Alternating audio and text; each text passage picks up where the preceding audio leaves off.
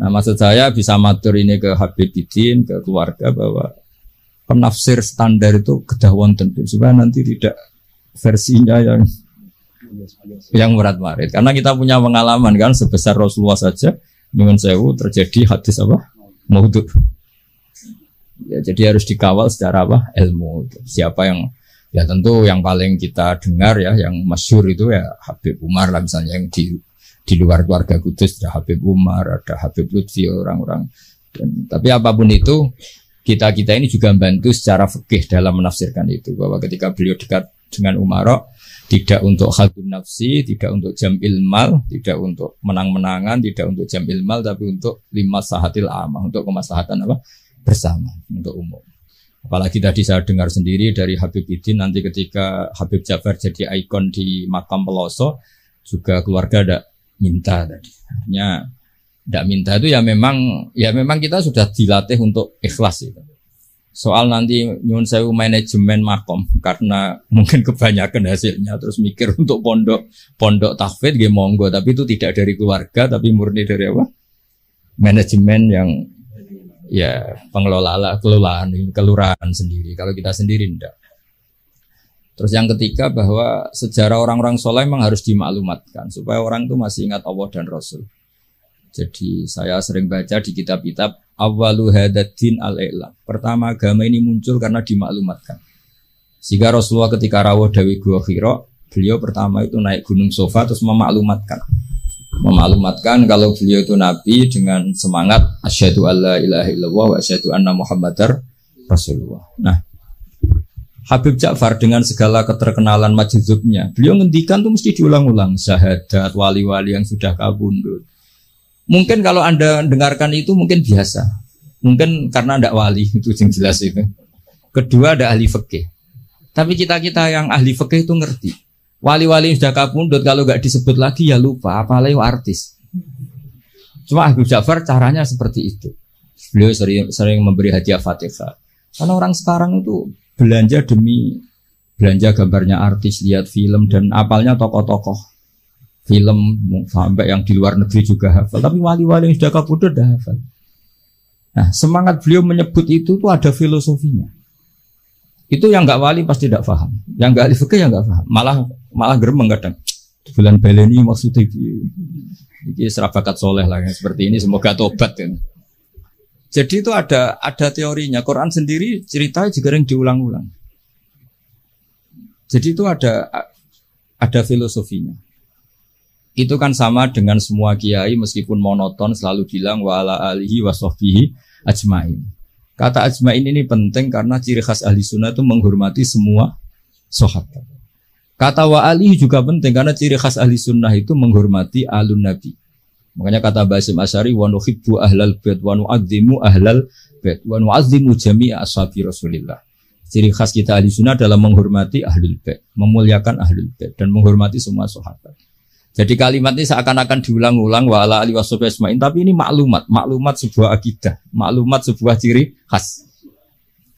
Lah nanti kalau bangun makom juga diniati gini, ini maklumat bahwa bangsa kita menghormati wali, menghormati habib, bukan gagah-gagahan terus seperti itu ndak. Ma'adzallah min dzalik itu ndak akan, tapi sebagai ikon kita bangga, kita tabahi kalau dalam bahasa Arab dengan eksistensi Habib Ja'far. Jadi saya beberapa kali dengarin beliau ketika dengan Pak Jokowi, dengan Gus Ali, dengan Mbah Mun, terus terakhir dengan saya di sini kenangan saya. Itu harus difekihkan. Jadi ketika beliau ke sini biasanya dikawal dari Mapolda. Dari Mapolda kemarin saya juga melihat acara pemakaman.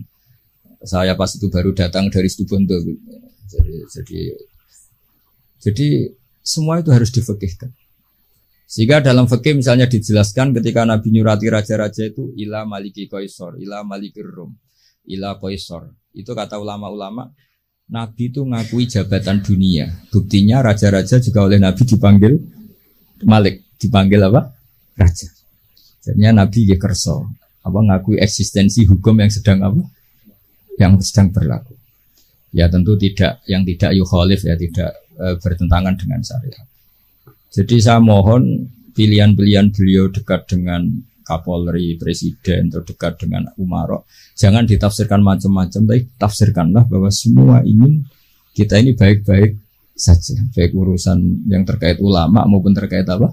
Umara. Dan itu yang diikhya seperti itu, al ulama wal umara tau aman. Ulama dan umara itu saudara kembar, saling meleng.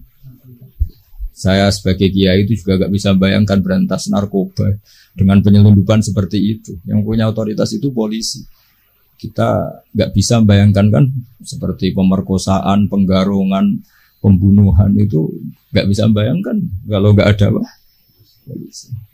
Nah, anggap saja Habib Ja'far itu ikrar bahwa kita ini butuh negara.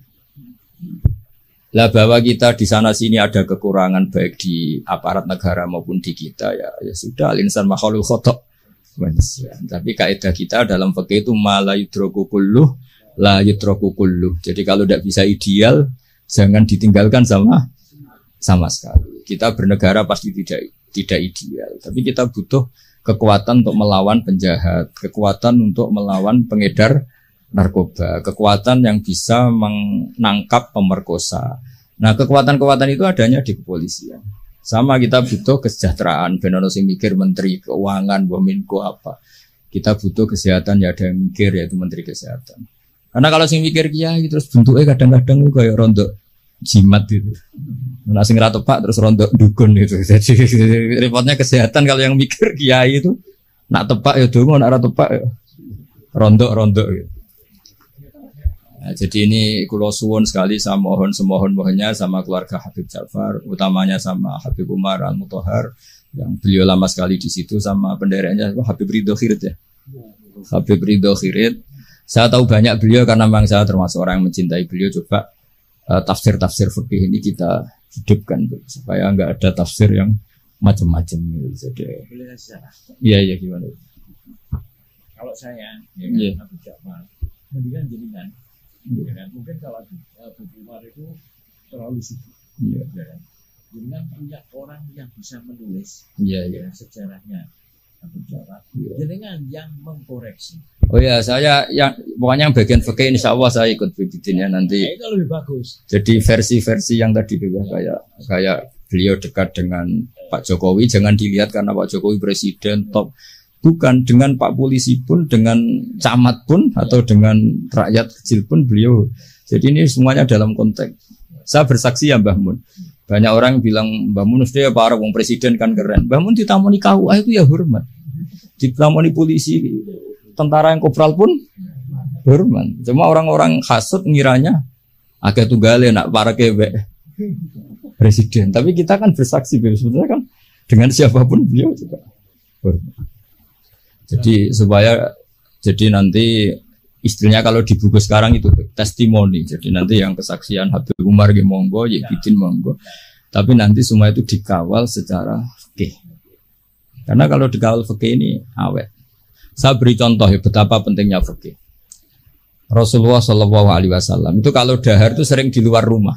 Dan cara dahar itu enggak priayi menurut ukuran orang-orang priayi. Orang priayi itu kalau dahar kan dinampan terus pakai sendok. Nabi itu dahar kayak umumnya orang. Tapi itu dianalisis sampai ada orang lewat tuh ini ngaku Nabi kok cara makan seperti itu. Tapi kata ulama-ulama itu penting sekali. Karena Nabi jadi Nabi setelah kecelakaan orang seperti Nabi Isa dituhankan. Jadi Nabi Isa itu saking sempurnanya, saking lembah lembutnya, justru kecelakaan dianggap Tuhan. Sehingga trauma dari itu Nabi itu sak urip-uripe, sak gesang-gesang menunjukkan kalau dia seorang manusia.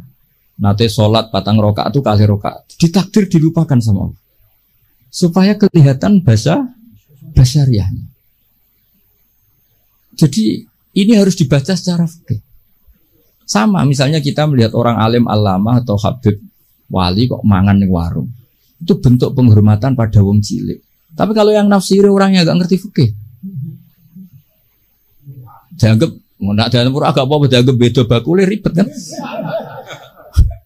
Jadi penafsiran ini penting sekali. Nah, akhirnya di ulama-ulama kenapa Nabi dahar di depan umum? Bahkan Nyon Sewu pernah juga di depan umum Nabi itu dimarahin orang macam-macam. Nabi ya sabar. sampai beberapa kali dimarahin. Tapi akhirnya orang itu sungkem terus iman. Ini orang Yahudi. Saya membaca alamat Nabi ada di kamu semua, kecuali satu yang belum saya jumpai, yaitu ketika dimarahin, dimaki-maki, nambah-nambah khilmannya, sifat sayangnya, sifat sopannya. Dan sekarang saya temukan sifat itu pada Anda, maka asyhadu alla ilaha illallah wa anna kamu Rasulullah. Jadi fikih ini harus dibaca. Seorang lagi, fikih ini harus dibaca. Sehingga ketika Nabi lupa sholat duhur hanya 2 rakaat, Nabi dawuh ma kuntu ansa walakin unassali as-sunnah. Saya sebetulnya enggak lupa, tapi saya ditakdir lupa supaya kalian tahu ketika lupa harus melakukan apa. Jadi lupanya Nabi itu berkah bagi kita semua. Saya sering nyontohkan tuh sholat qadha. Normalnya sholat qadha itu tidak wajib karena batas waktunya sudah habis. Kalau kita tangi turu 12:30 sekolah SMP kan sudah gak mungkin sekolah, jatahnya sudah habis. Normalnya qadha itu tidak wajib. Karena yang namanya sholat subuh ya antara 4:30 sampai jam 6 misalnya. Waktu itu habis kan harusnya kan sholatnya juga habis. Karena malaikat bagian nyatet sudah tutup buku kan. Itu ibarat kita mau nabung sudah jam 4, jam 5 kan. Bank sudah tutup. Tapi barokahnya Rasulullah nanti ditakdir kodok. Saya ada bilang kodok, ditakdir kodok subuh.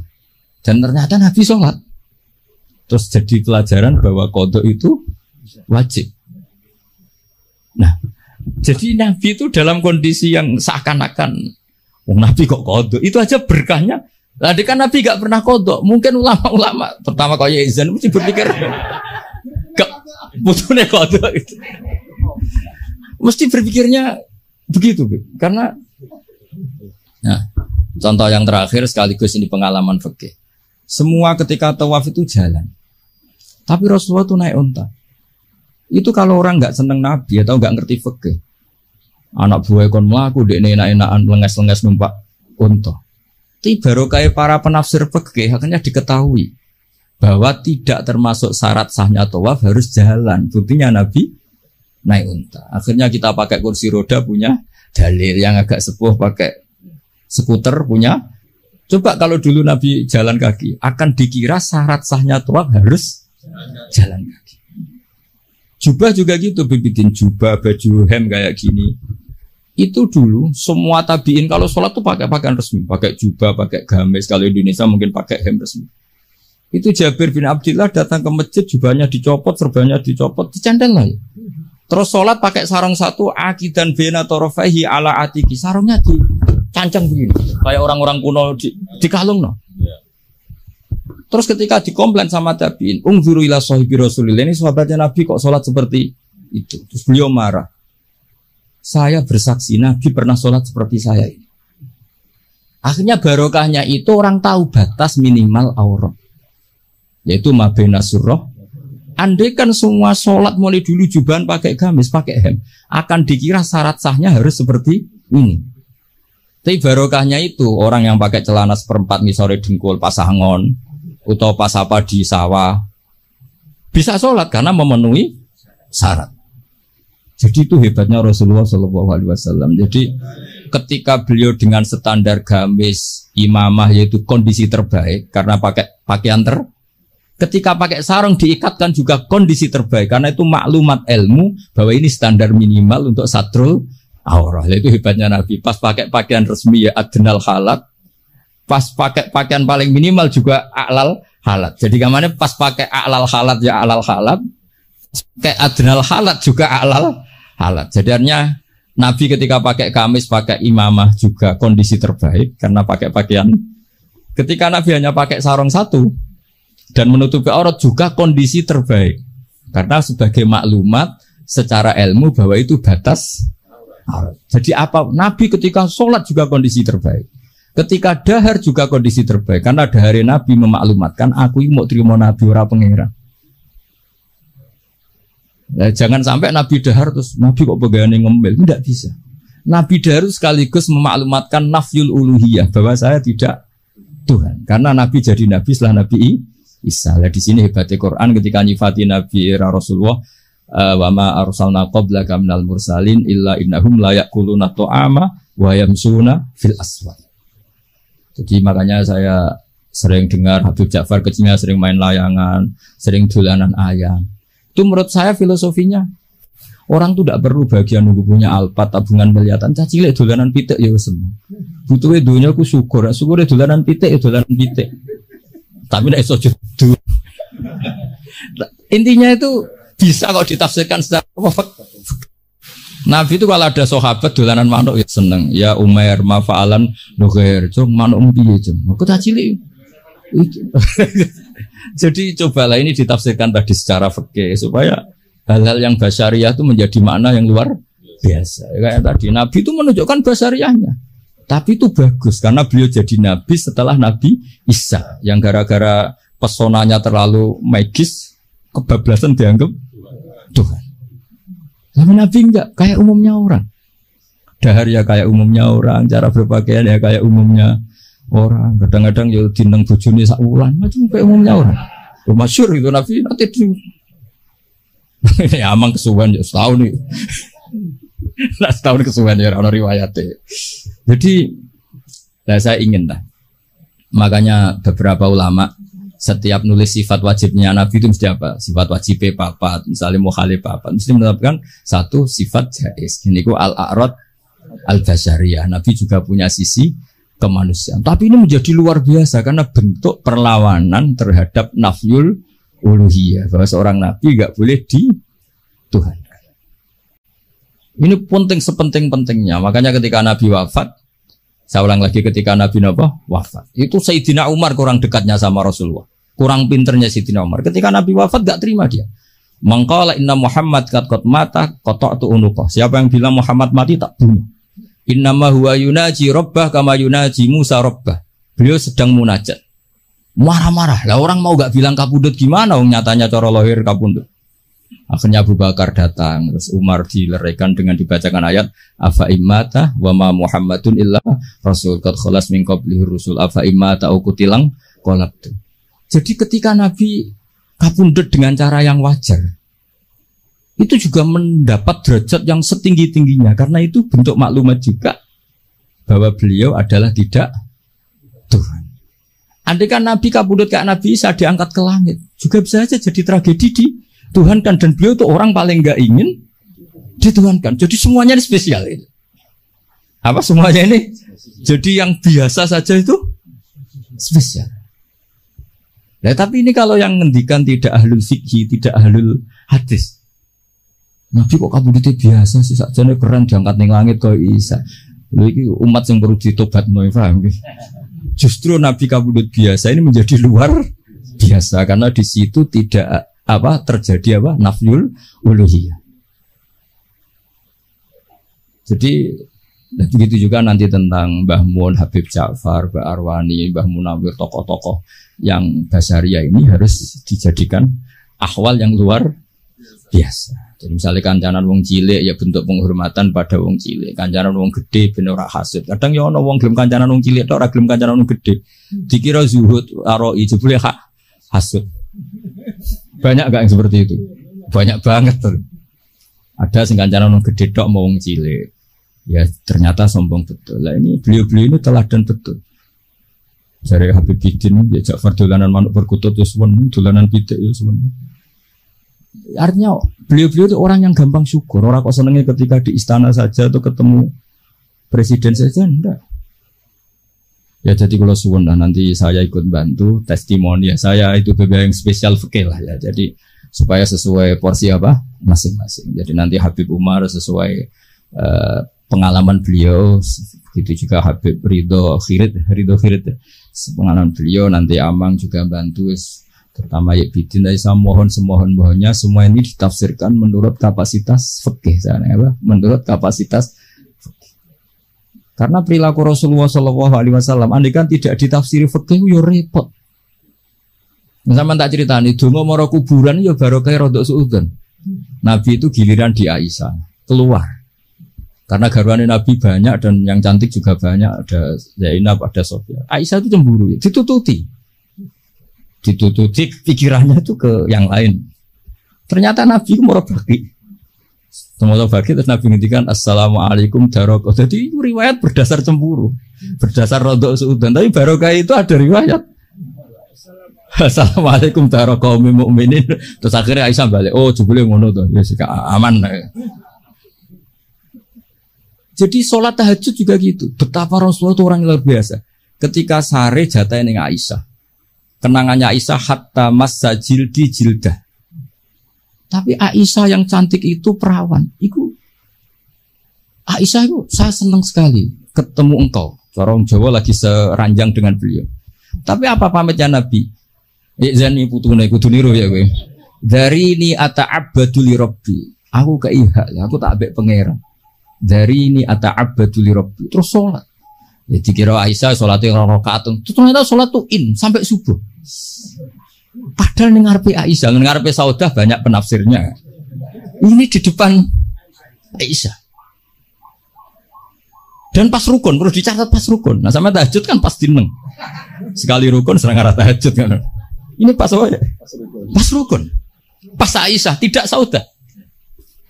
Makanya Aisyah terus entek tuh. Aku sengaja ini ditinggal sholat asik sampai subuh. Makanya protes deh.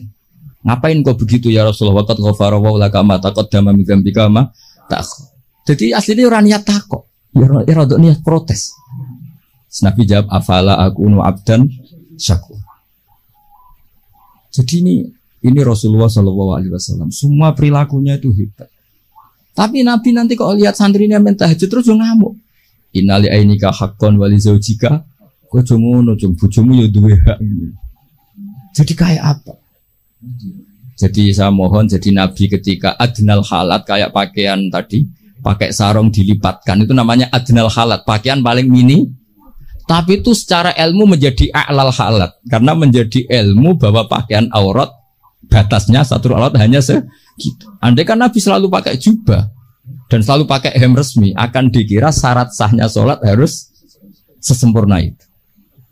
Ya, saya ulang lagi ya, jadi ingat ya, Nabi ketika memilih adnal halat itu hakikatnya tetap a'lal halat. Jadi ketika Nabi biasa-biasa saja, tetap ini secara fikih hasilnya luar biasa. Karena di sini ada maklumat hukum. Ya begitu juga nyun sewu ketika Nabi lupa, sanukriuka fala tansa illa masyaallah. Andai kan Nabi tidak pernah lupa, Nabi kan pernah zuhur 2 rakaat. Terus beliau kondur setelah di pintu, ada sahabat yang agak kurang peradaban karena masih baru lah.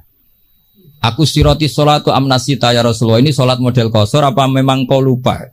Sahabat-sahabat yang terpelajar Abu Bakar Umar kan tidak berani matur. Nabi masih jawab, kullu dzalika lam yakun, itu tidak ada semua. Hanya Nabi kembali ke mihrab.